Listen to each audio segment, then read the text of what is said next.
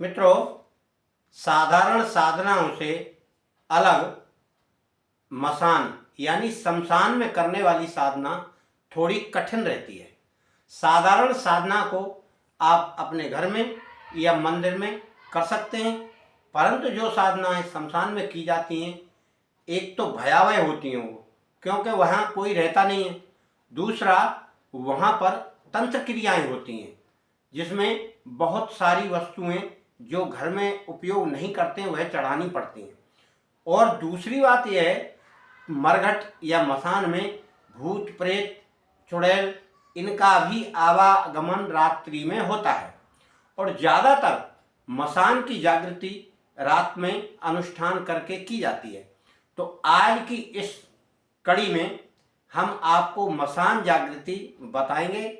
आप उसके लिए पहले से तैयारी करना है। उस तैयारी में आपको क्या क्या तैयारी चाहिए वह आप सुन लीजिए। और सबसे बड़ी बात यह है कि वीडियो को लाइक शेयर सब्सक्राइब घंटी बजाकर करें और बिना गुरु के आप ना करें, या आप कोई तांत्रिक क्रिया पहले से करते हैं या जानते हैं या शमशान में आपने की है तब ही करें, क्योंकि शमशान की साधना में यदि कोई शक्ति आती है तो उसका डर रहता है, साधक डर जाए तो उसे फिर वह कार्य नहीं कर पाएगा जो उसे करना चाहिए, यानी सिद्धि प्राप्त नहीं होगी और हो सकता है कुछ अनिष्ट होने का भी डर रहता है।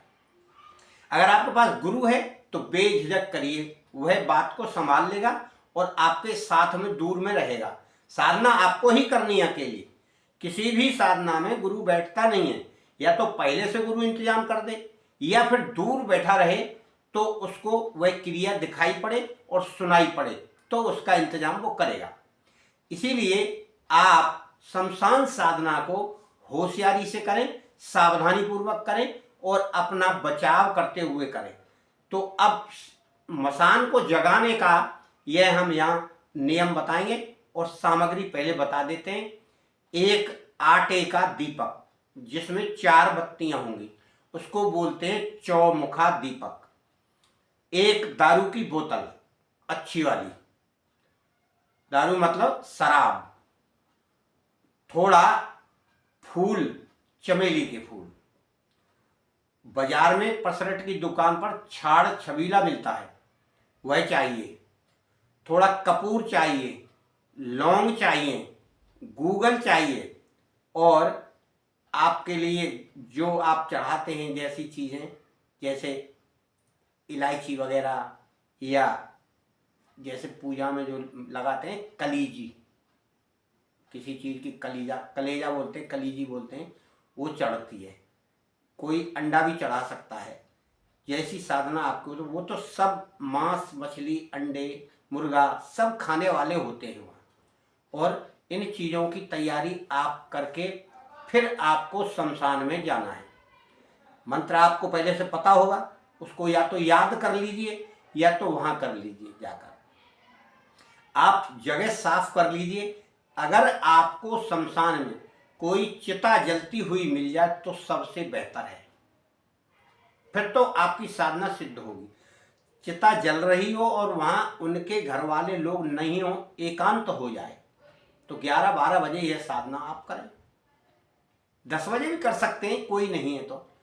और फिर वहाँ जगह थोड़ी साफ कर लें, थोड़ा पानी के छींटे लगा दें, क्योंकि पानी की व्यवस्था वहाँ आपको या तो लोटा ले जाइए या बोतल ले जाइए करके फिर थोड़ा बिछा लें। फिर आप बैठकर आप अगरबत्ती जला लीजिए, चौमुखा दीपक जला लीजिए और एक कंडे वंडे में वहाँ आगी कर लीजिए थोड़ी, और उस पर गूगल की धुनी दे दीजिए, यानी गूगल जला दीजिए।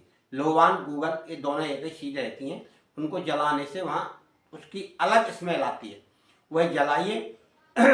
और सामने सारी सामग्री आप साइड में रख लें, यानी फूल रख लें और छाड़ छबीला रख लें, कचरी रख लें, लौंग रख लें, और जो भी आपकी जैसे दारू है तो वो भी रख लें।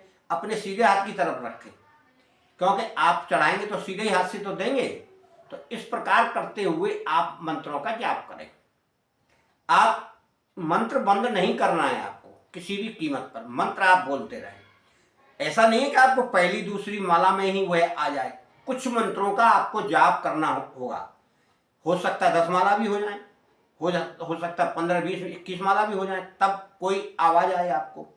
तो इस प्रकार आप तो ध्यान लगा कर करिए और उसको बुलाने के लिए आप प्रयत्न करिए। तो कुछ देर बाद यानी कुछ मालाओं के बाद वह मसान जागृत होगा और आवाज करता आएगा, हा हा हा हा हा, इस तरह की आवाज निकालेगा जो मनुष्यों से अलग हो। जब आपको दिखाई नहीं देगा, केवल आवाज सुनाई पड़ेगी। जब आवाज सुनाई पड़े तो आपको वहां इत्र भी ले जाना है, थोड़ा इत्र छिड़क दीजिए सीधे हाथ से ऐसे करके इत्र छिड़क दीजिए और उस पर फूलों की वर्षा कर दीजिए। तो इत्र छिड़कते ही और थोड़ी सी दारू आप डाल दीजिए, करते ही वह प्रकट हो जाएगा, सामने दिखाई पड़ेगा।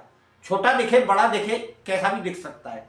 जब वो दिखेगा तो आपसे पूछेगा भी क्या चाहिए, तो आपने जो सामग्री ले रखी है, छाड़ सबीला है, चमेली के फूल हैं और जितनी भी सामग्री आपने इकट्ठी कर रखी है, कचरी है, तो इन सबको आप उसे भेंट कर दीजिए, दारू चढ़ाई दीजिए पूरी। तो आपसे पूछेगा क्या चाहिए, तब आपको कहना है कि जब मैं आपको याद करूं, यानी इस मंत्र को मैं 3 बार पढ़ूं, तब आपको आना है और मैं जिस कार्य की कहूं वह कार्य करना है। तो वह हाँ करेगा। आप उसको वचन दीजिए कि आप उसको क्या क्या देंगे महीने में, या होली दिवाली या पूर्णमासी अमावस्या को। भाई उसको खाना भी तो देना पड़ेगा आपको, नहीं तो वो आपके पास आएगा क्यों। इसलिए आप उसको वहां कह दीजिए कि हम आपको हर पूर्णमासी या हर अमावस्या को थोड़ी दारू, थोड़ा अंडा या थोड़ा कलीजी या जो भी वह मांगे आपको हम देंगे। यह आपको नियम बनाना है। फिर आपके सारे कार्य वह विधिवत करेगा और कोई परेशानी नहीं होगी, आपका कार्य करेगा और जाएगा। केवल आपको उसे कहीं बिठाल देना है, एक जगह पर कोई चबूतरा बना दीजिए, कहीं वहां बैठा रहेगा वो, यानी उसका स्थान हो गया। आप जब पूर्णमासी अमावस्या को जाएंगे तो वहां आपको पूजा करना है और वहीं आपको कार्य भी करना है। कोई खेत हो, कोई जगह ऐसी हो, कोई स्थान बना दीजिए, कोई कमरा बना दीजिए, कोई बरंडा बना दीजिए जहां लोग 2, 4, 10 बैठ सकें। कोई कुछ पूछे तो आप बता सकें, किसी का कार्य कर सकें। ये वो लोग करते हैं जो ज्यादातर बैठक लगाते हैं। कोई वीर सिद्ध करे, कोई मसान सिद्ध करे, कोई प्रेत सिद्ध करे, कोई इस तरह की शक्तियां कर लेते हैं। और जिनके पास देवताओं की आती है वो देवताओं से कराते हैं। जैसे हनुमान जी आ गए, किसी पर खाती बाबा आते हैं, किसी पर माता दुर्गा आती हैं, किसी पर काली माता आती हैं।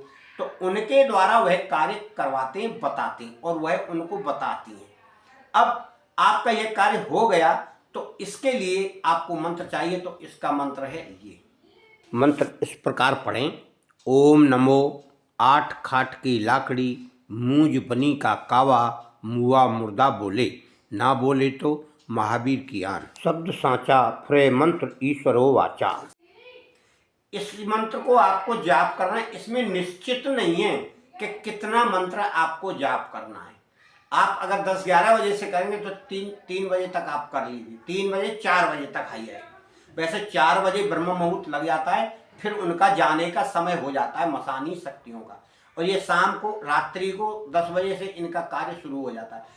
जैसे ही सामान्य लोग शांत हुए तो ये जागृत होकर फिर विचरण करते हैं, फिर देखते हैं, और उनके आवड़ में कोई आ जाता है तो उस पर सवार भी हो जाते हैं।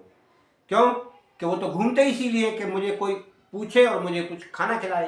तो इसीलिए आपको सावधानी पूर्वक यह साधना करना है। साधना कोई कठिन नहीं होती है, केवल उसके नियम और उसकी सावधानी थोड़ी कठिन होती है। आप लापरवाही करेंगे तो वही साधना आपको नुकसानदायक होगी, आप सावधानी बरत के चलेंगे तो वही आपको फलदायी होगी। जैसे आपके घर में कोई अस्त्र है, यानी बंदूक है या राइफल है, तो वह आपकी रक्षा के लिए है, परंतु आप सावधानी पूर्वक उसकी रखवाली या उसको चलाना नहीं जानेंगे तो वह आपको प्राणघातक हमला आपके ऊपर भी कर सकती है या घर के ऊपर भी कर सकती है। अनायासी चल जाए, भर के लोड करके आपने रख दी। इसी तरह की ये शक्तियां होती हैं, चाहे मसानी शक्तियां हों या देव शक्तियां हों, जिनकी हम पूजा अर्चना आराधना करते हैं और उन्हें मनाते हैं, उनको विधिवत सालों भर या समय समय पर पूजा द्वारा प्रसन्न किया जाता है। यदि आप उनको प्रसन्न नहीं करेंगे तो आपके साथ परेशानी, उपद्रव, यह सब समय समय पर वो करेंगी, आप कुछ नहीं कर पाएंगे। आखिर में आपको उन्हें वह चीज देना होगी जो उनके मनपसंद की है और पूजा की है। इसलिए मित्रों, हमेशा ध्यान करते हुए साधना को विधिवत करें, गुरु बनाकर करें, और आपका गुरु आपको मार्गदर्शन देगा और सफलता प्राप्त होगी। आपका मंगल हो, कल्याण हो। जय माता दी।